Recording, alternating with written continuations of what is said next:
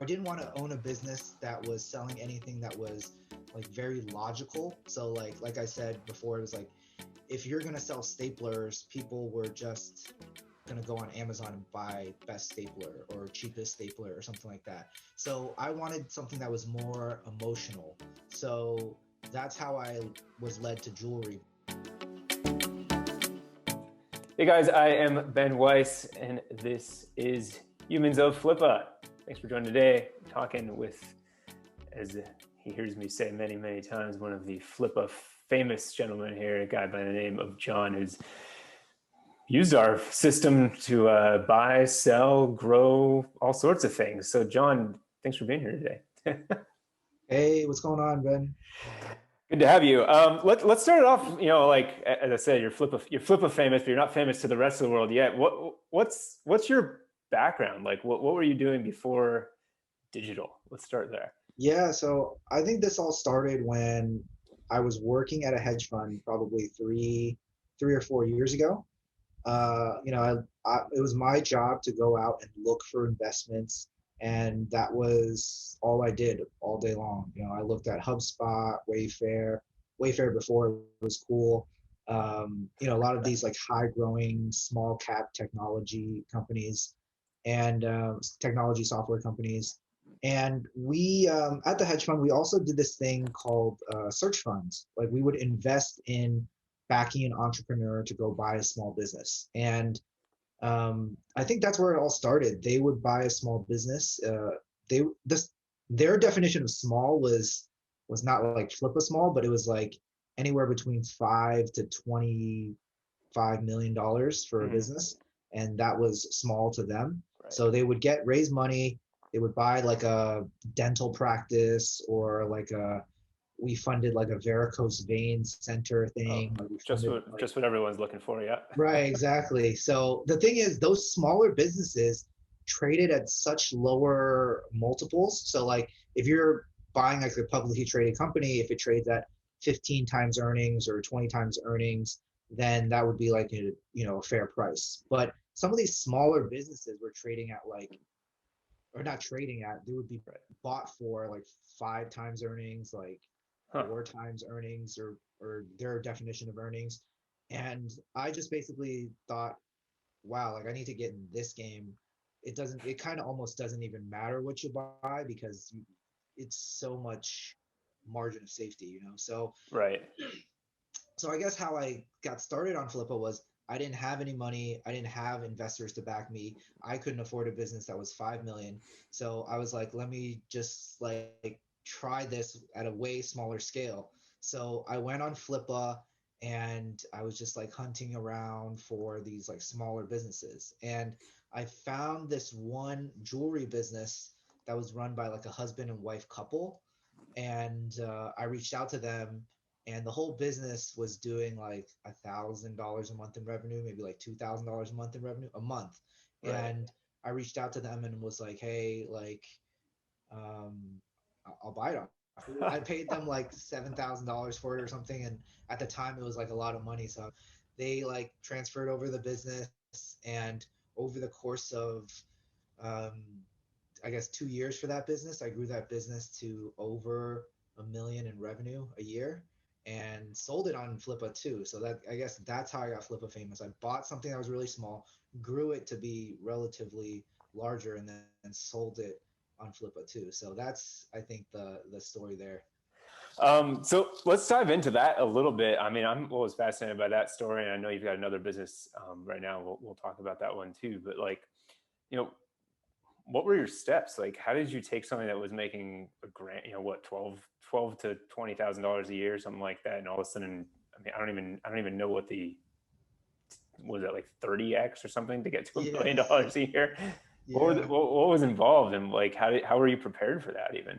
Yeah, so I think, well, there's this couple of things that really helped. So I think just from my background of being at the hedge fund and like my whole job was looking for good businesses to invest in, right?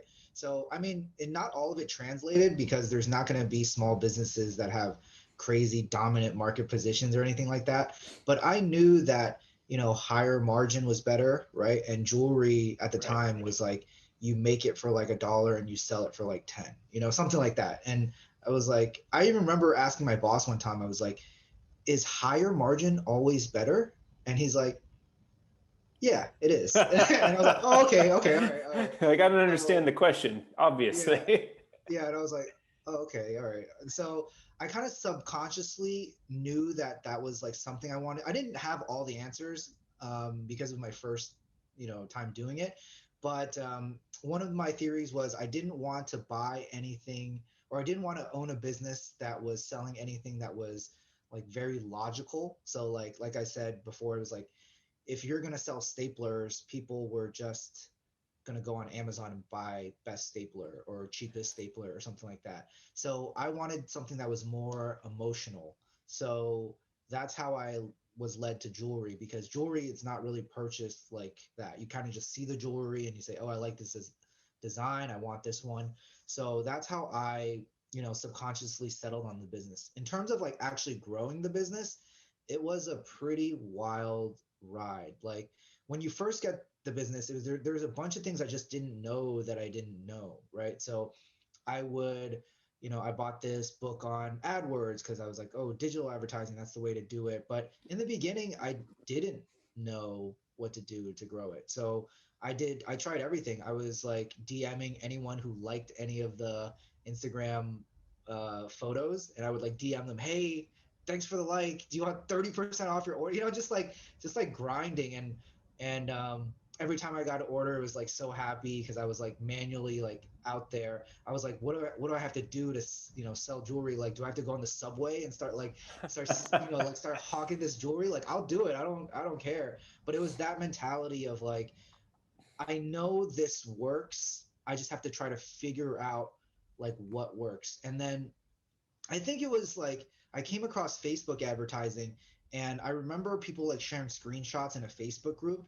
And the craziest thing was, it was like those like get rich quick schemes where it was like they would show you numbers and you're like, this is like unbelievable. Like, how Yeah. is this possible? But then I was like, wait, Facebook is a real company though. Like Facebook is not like a crazy multi-level marketing thing or like anything like that. So I was like, so it has to like work, right? So I came in with the thought, hey, this works for other brands.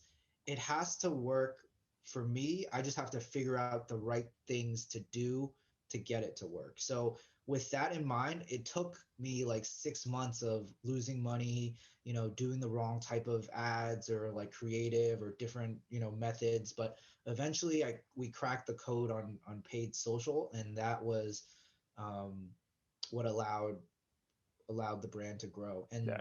I still use that today. Paid social is just a very powerful channel. Yeah, no, it can absolutely skyrocket success. But yeah, as you said, I think that's key for anyone on Flippa who is looking to buy something to understand is that it takes time. If you haven't done it before, especially, Yeah, and even if you have done it before, every business is different, right? You're right, selling a different exactly. product. There's no guarantee that it's going to work, and you just kind of have your best guess of at it.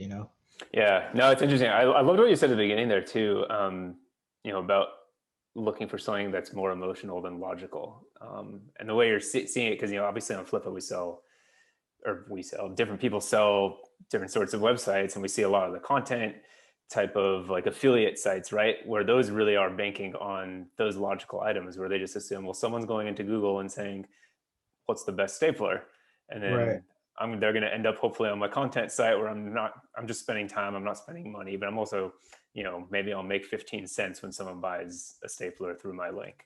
right, So it's a gotcha. lot different than e-commerce, where you're like, okay, well, I got these margins to play with, I can spend some money on advertising, Right, but it's more of like that impulse buy. Like, I don't need this, but right. John has convinced me that I want it. Yeah, exactly. So you built that one up. Let's get to the end of that story before we get to your new one. At what point did you decide it was time to flip that one, just get it back onto Flippa and Yeah, see so what to you can be get for it? honest, I'd been running it for 2 years, and I was excited about the business, but um, I think I hit a point where I was like a little bit burnt out. And the biggest thing was, I had basically gave my everything into this business. I spent like 24 hours a day thinking about this business, and I wake up, I work on weekends, and I was just like a little burnt out. I was like living on like credit card debt, so I was like, and there were some days where like the ads were not profitable. I mean, every paid advertiser would have that experience. And when that happened, like my life like flashed before my eyes. So I had like 90% of my net worth in this business that some days was not profitable, and I said, oh my God. So I think it was a combination of that led me to say, hey, I built up this value for 2 years. I did everything to grow it for the long term, and I, with the help of you guys, listed it on Flippa, and got it sold on Flippa. And the crazy thing is, I'm still in touch with the buyer, and he's grown the business considerably from when he bought it. So basically, everybody won. Maybe I lost out on some value, but I think it was the right decision for me at the time, just because I just had so much of my net worth in this illiquid asset that I was like, I need a little bit of safety for myself. Yeah, some breathing room. I get that. So once you sold it, like what were you doing? What were you doing between then and just last year when you picked up this other business that we'll get to? Uh, I mean, I took a break. I mean, it wasn't even that long, to be honest. I think it was like less than a year, but I thought I was gonna ride off into the sunset. But after like a couple months, and especially like since COVID happened, I was like super bored and super like, you can only play so many video games or stuff like that. So I was like, oh, I'm itching to kind of do it again. So I was hunting around for some new businesses, and luckily like um, came across this one, the one that I'm running now. Yeah, so tell us more about it. I know we talked about it on another video, but never hurts to Yeah, talk about yeah, it twice. What do you got going? Sell us on it, because maybe we can promote it too. So how did it yeah, get yeah. started? So What did you see? What got you excited about the listing in the first place? yeah, so I got the email from Joe, the broker who listed on Flippa, and it was kind of like a mirror of the jewelry business, except like a little bit bigger. So the jewelry business was like $1,000 a month in revenue. This one was like $10,000 to $20,000 a month in revenue, and it was like a very similar story, run by a husband and wife couple. Put a lot of their heart and soul into the business. They weren't kind of fly by night, e-commerce affiliate guys, and they put a lot of love in the business. They just didn't know how to grow it from there, and they were kind of being drowned out by all the work because they were doing everything themselves, whether it's like shipping out inventory or doing like everything, social media posts, like product descriptions, like they did it all. So I totally understood why they would want to sell, because I literally came from that position. But and it also just fit the niche of like emotional. So it's a plus size clothing brand. They sell plus size like dresses, very colorful outfits for events and stuff like that. So I picked up the business, and that was a relatively smooth process.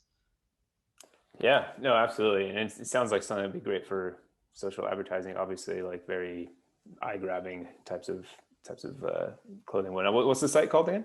It's called I Heart Posh Shop. Cool. I Heart Posh Shop. Probably not.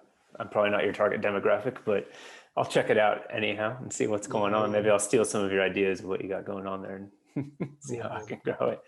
And that's really great. So obviously this one was making a little bit more money. Are you willing to give a ballpark of what you paid for that one? I assume you used some of the earnings from your first sale for this Yeah, yeah. acquisition. So that was doing like $10,000 to $20,000 a month in revenue, depending on what month it was. And ended up paying maybe like 65,000 for the whole thing, and which is a Wow. pretty fair amount. I mean, I thought I got a good deal, and I was able to get the cash to the sellers relatively quickly, and it wasn't like my whole entire net worth, and I felt comfortable spending that given all my experience in e-commerce. Right. That's what I always preach to people is like if you haven't done this before, don't Right, start with like $100,000 acquisition. Start right, with right, like right, there's so many things on Flippa that you can get for like $3,000 right. And and play around and not like and if you fail, hopefully it's right. not the end of your life. Yeah, exactly. You don't want to bet super big. You don't want to over leverage yourself and like take out debt to buy it or anything, especially if it's your first one. I Yeah. Yeah, exactly. And that must have been like, I'm imagining putting myself in your shoes. That must have been like pretty satisfying to think that a few years earlier you threw out, like, I think you said it was like 7 grand or something to buy that first site. Yeah, And that was like so hard. And we've all been there. Like, I still remember when I was a kid and I spent like $1,000 on a guitar, and it was like that's a lot. Yeah. yeah. And it was like I worked all summer and I saved for it and I bought this guitar, and I was like, oh my God, I just spent $1,000 on something. Like, what's going on? And then Yeah, like, a few years later, you were able to spend 10 times and like feel comfortable with it. It's so cool. yeah. Well, I feel like I actually feel grateful that, like your parents taught you certain values and mine parents taught me to be frugal. So like I see other people who like wear like luxury, Louis Vuitton like bags and stuff, and I'm like, "Oh, I would never, like, even if I could afford it, I wouldn't. I still sometimes hesitate to get the guac at Chipotle. It's like a An ripoff, extra right? So dollar, like man. yeah, it's like a yeah, it's still I think I'm just like super grateful for that mindset. You just won't get into trouble that way. No, it's true. I love I love that. I'm scared about getting the extra guac. I have the same thoughts. I'm like, I can buy like 5 avocados for the price of this Yeah, scoop of exactly. guacamole. So let's go into a little bit. Was the process like, did you just kind of mimic, when you took this one over, did you kind of like say, okay, well, I did this with jewelry, I'm just going to kind of pull the same Yeah. strings and do it with clothing now? Or like, what was it? Yeah, I mean, there was way less of a learning and pain period. Because I had been doing a lot of these things at the jewelry business, and I didn't know what to expect, but when I started advertising, I got like a crazy return on the ad spend. It was like the highest I've ever seen anywhere. Wow. And I think a lot of that was because COVID and the available supply of ad inventory during COVID was just much higher. So, CPMs were much slower and stuff like that. But um, yeah, I mean, it's been a crazy ride. It's just been me kind of trying to hold on to the business. We switched like a couple offices. I've had to hire some employees, and Are it's you in just your warehouse right now? yeah, I'm in my warehouse right now. I mean, that's cool. It's so cool that like you bought this business on Flippa and now you have a warehouse for it, because this is like a real, I mean, it's not a brick and mortar. I doubt you have any plans of opening up a real retail shop, right? No, Yeah, I don't. Yeah, but you're running a real legitimate thing where you've got inventory sitting in yeah. boxes behind you. Sometimes we'll have customers come like pick up their orders if they live close by, and I'll just like go down and drop it off for them, and it's really fun to like interact with the customer.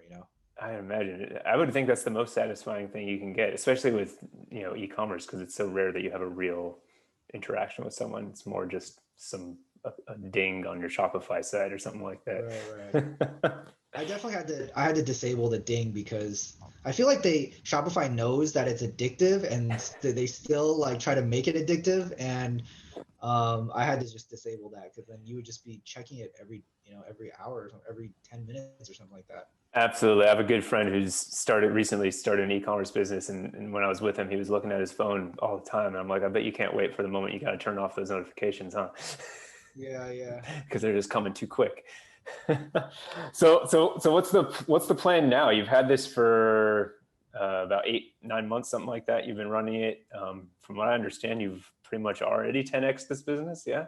Yeah. It's grown considerably, and it's just been a lot of fun. I didn't expect um, to like fall in love with the business, but I guess my plan is to just keep growing it sustainably, improve the customer experience. And the great thing about e-commerce is that it's not like something crazy like Snapchat or like Twitter where you have to create some sort of crazy like tech platform, or even like Flippa. I'm sure that's a hard business to grow and scale. Oh yeah, we're constantly working on the back end. Yeah. Constantly. And with e-commerce, it's basically there's like three metrics, and you're always just kind of grinding on trying to improve those metrics, like what's the conversion rate, what's the average order value, and stuff like that. So how much traffic do you get? So it's all about just like kind of getting those metrics, like inching them up, like if 1% to like 1.2%, and then 1.2% to 1.25%, so it's there's a set model, and you just have to try to get those numbers up. Yeah, that makes sense. Do you have a specific number that you work on the most? Like, is it, your return on ad or your conversion rate, or what do you Yeah, I look know. at I like the mean, most? all of it, all of Everything. those key metrics and everything. Yeah, no, I mean, it makes sense. They all add up, especially, if you can get point 0.1 here and point 0.1 there and point 0.1 here, then it Yeah, adds up yeah, to somehow that adds up to like a whole percent yeah. It's a lot. overall. That's great. Do you think you'd ever get rid of this business and flip it on Flippa? Do you think you'd buy another business and try to, something complementary and like double down? Like, Yeah, I mean, maybe, but I haven't really thought about it yet. I think there's so much room to grow with this business as long as we're improving the customer experience or offering more merchandise that the customer wants. Um, I think that was actually a big change from the other business, in that for with this business, I'm able to see firsthand the improvements in customer experience and how they actually affect the business. So, for example, like when we first started the jewelry business, the shipping was like a really long time. So a lot of times we would like ship from China, or it'd be like drop shipping, and it would take it would get the customer would have to wait like 2 or 3 weeks to get their order. And it would like hurt your heart, when they just like kind of like message in and they're like, I hate you guys. You guys are the worst. And I was like, oh my God, like I need to like improve this. So gradually I tried to improve it. But with this business, I kept that, top of mind. And I was always like, what's best for the customer, and just keep trying to do what's best for the customer, like whether it be shipping or customer experience or returns, or, if they have an issue with sizing. So taking that mindset and actually having it pay off has been really rewarding. yeah, I love that. And I think maybe we'll just kind of end on this note here, but I think what I'm taking away and I love is that you look at this as, like something close to your heart, like a real business. You're not just out there seeking growth hacks. I mean, of course, like we're all using growth hacks to figure out how to sell stuff, but like you're working on customer service. You want to make sure you're like selling something that people are connected to. And like, I think that's important because that's what makes a sustainable business.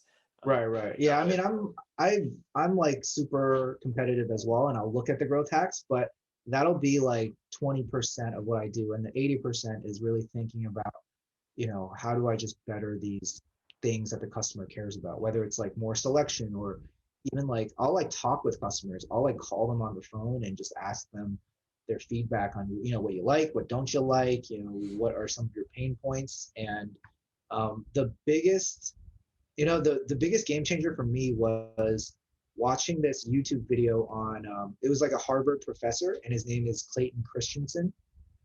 And he talks about like when people buy products, there's like a job to be done, right? So people hire these products to do a job for them. So like the example he uses is like a milkshake, right? So like he was like hired by McDonald's to kind of figure out how to sell more milkshakes. And then, McDonald's tried everything. They said, get more milkshake for your money. Like it's sweeter, it's more milkshakier, whatever. And he basically did the research of watching how customers use the milkshake. And turns out a lot of the customers bought the milkshakes like for breakfast or before they went to work. And they said, I like this milkshake because I can hold it in one hand. So the banana, doesn't really work because it's like you gotta like do it. And then like I tried eating donuts instead of the milkshake, and the donut just gets your hands all messy. So it's like that type of like knowing your customer that really excites me and really helps me try.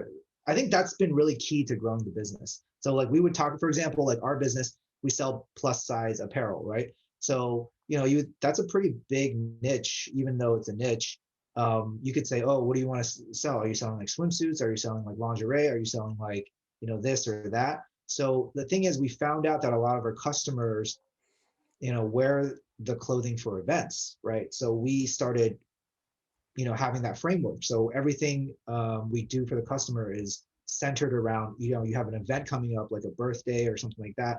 and you want to wear something special, something bright to look better. So, we'll offer like next day shipping because a lot of times, your event's coming Last up, minute, yeah. or we'll do like, free alterations on your thing if it doesn't fit correctly. So it's always just thinking about like, how does the customer use it? What's the job to be done? And then how to improve it.